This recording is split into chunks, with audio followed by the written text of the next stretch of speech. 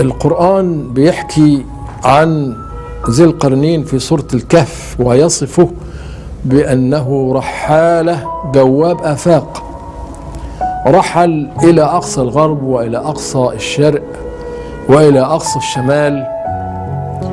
وفي الخرائط العربية القديمة اللي رسمها الجغرافيين المسلمين القدامى أمثال الشريف الإدريسي والقزويني وابن حوقل والمستوفي، نجد أنهم حددوا على هذه الخرائط مكان يأجوج ومأجوج في أقصى الشمال، في المناطق شمال سيبيريا. بعض هذه الخرائط عمرها 1000 سنة، ونجد هذه الخرائط في أطلس تاريخ الإسلام لمؤرخنا العظيم الدكتور حسين مؤنس. وذو القرنين في القرآن معجزته هي هذا الارتحال بأسباب ووسائل خارقة وبتمكين إلهي في أزمنة لم تكن فيها مواصلات ولا وسائل معروفة لقطع هذه المسافات الشاسعة. ويسألونك عن ذي القرنين قل سأتلو عليكم منه ذكرا إنا مكنا له في الأرض وآتيناه من كل شيء سببا فأتبع سببا. وهذا المدد من الأسباب الخارقة هو معجزة ذي القرنين اللي ربنا خصه بيها. وأنا دايما لما بقرأ الآيات اللي حكت عن هذه الرحلة دايما أتوقف عند آية أتمعنها طويلا، الآية اللي بتقول حتى إذا بلغ مطلع الشمس وجدها تطلع على قوم لم نجعل لهم من دونها سترا. الستر اللي هي بيننا وبين الشمس هو الليل، يجي ستر الليل ينزل فتحتجب الشمس. لكن الآية بتتكلم على منطقة، بيقول حتى إذا بلغ مطلع الشمس وجدها اللي هو ذو القرنين تطلع على قوم لم نجعل لهم من دونها سترا. لم نجعل لهم يعني ده شيء في طبيعة المنطقة، إن الشمس لا يكون لها ستر، يعني تظل مشرقة هكذا جعلناها، يعني ده أمر في طبيعة المنطقة كما أرادها الله.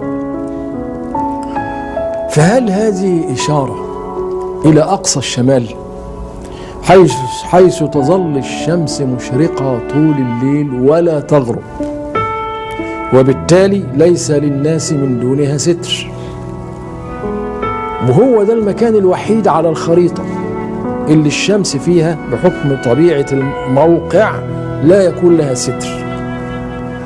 فهل هذا هو السبب اللي جعل الجغرافيين المسلمين القدامى يحطوا مكان يأجوج ومأجوج في هذه المنطقة في أقصى الشمال، ويحددوا هذا المكان الافتراضي في رسومهم؟ وكلهم عملوا كده، مش بس خريطة واحدة. والسؤال الثاني، ليه سماها القرآن مطلع الشمس؟ ليه ما قالش مشرق الشمس؟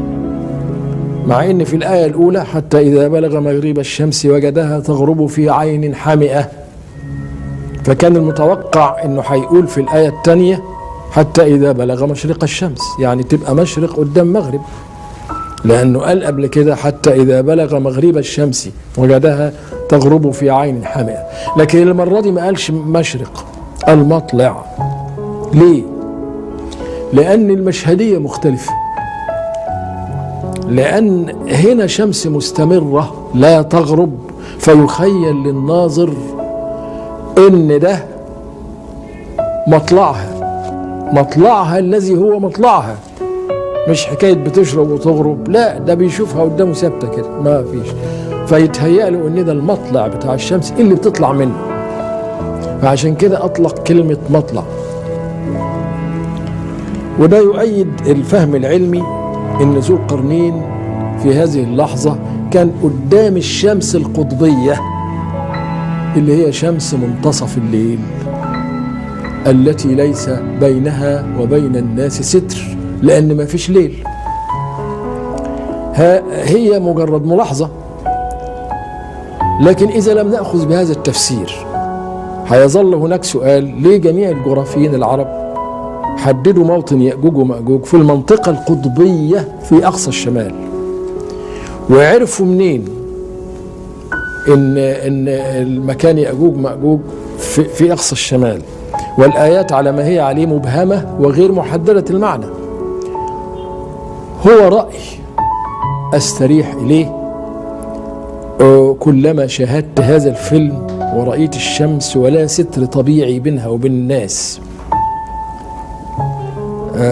فالليل ما عاد يسترها، وأقول لنفسي يعني ربما في مكان ما قريب من هذه الشمس التي لا تغرب، ربما في مكان ما قريب يأجوج ومأجوج في كهفهم أو المخبأ اللي هم فيه. وأذكر بالمناسبة الكلام الكتير اللي اتقال عن الأرض المجوفة، هولو إيرث، والكتب اللي اتكتبت كتير عن الأرض المجوفة، وإنها الأرض من جوه مجوفة ومفتوحة من ناحيتين، من ناحية القطبين، وإن هي مسكونة، وإن هي مضاءة من جوه بالصخور المشعة. وبعدين شهادة الطيار اللي تاه في السكة وشاف إن في ناس طالعين أقزام من عند القطب الشمالي، من فتحة في القطب الشمالي، وشهادة رحالة آخرين اللي حكم إنهم شافوا سيقان أشجار استوائية ونباتات وورود استوائية، أنواع من الزهور الاستوائية عايمة في المية في منطقة القطب الشمالي. طب إزاي ده احنا في القطب الشمالي؟ إيه اللي جاب أشجار المنطقة الاستوائية إلا أن تكون طالعة من جوه الأرض اللي هي ممكن يكون فيها ناس وفيها نباتات وفيها حياة بحالها بقى؟ فهل يكون يأجوج مأجوج هم سكان الجوف؟ ما حدش عارف. وآيات يأجوج ومأجوج هي من أسرار القرآن اللي اختلف فيه المفسرين، وأغلب ما كتب في الكتب والتفسيرات القديمة هي إسرائيليات ولا يمكن يعني الارتكان عليها، وغير معلوم هل يعني يأجوج مأجوج دي سلالة بشرية أو ضرب من الخلائق لهم أصول مختلفة.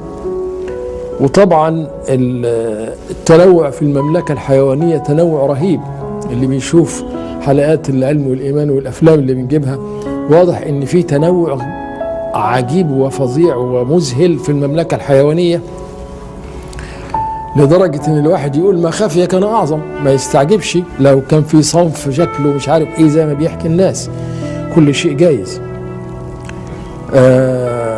وأيضا السؤال الثاني، يا ترى المدلول الآيات في حكاية يأجوج ومأجوج هل مدلول الآيات رمزي ولا حرفي؟ ولماذا نصت الآيات على إن ذو القرنين جلب الحديد والنحاس؟ ومش بس كده، نصت الآيات على صهر الحديد وصهر النحاس عشان يعمل سد. طب إيه؟ طب ما احنا عندنا أكبر سد في العالم اللي هو السد العالي، معمول كله من شوية دبش وخلاص، عبارة عن سد ركامي، ما عمره ما حد شاف سد في كتل نحاس وكتل حديد. فده ينفي تفسير البعض بأن حكاية السد بتاع يأجوج ومأجوج هو سد بيقوم علشان الحفاظ على الناس من الفيضانات المتكررة. بعضهم قالوا يأجوج ومأجوج من الموج. لا، مش صحيح، لأن طبعا السدود اللي هي بتتعمل عشان الفيضانات ما بيجيبوش فيها كتل حديد. كتل حديد ليه؟ لو يصهروا كمان يصهر الحديد والنحاس. الغاز هي كثيرة بلا حل، وأصدق الكلام إن احنا نقول أن هذه الآيات تأويلها حدوثها.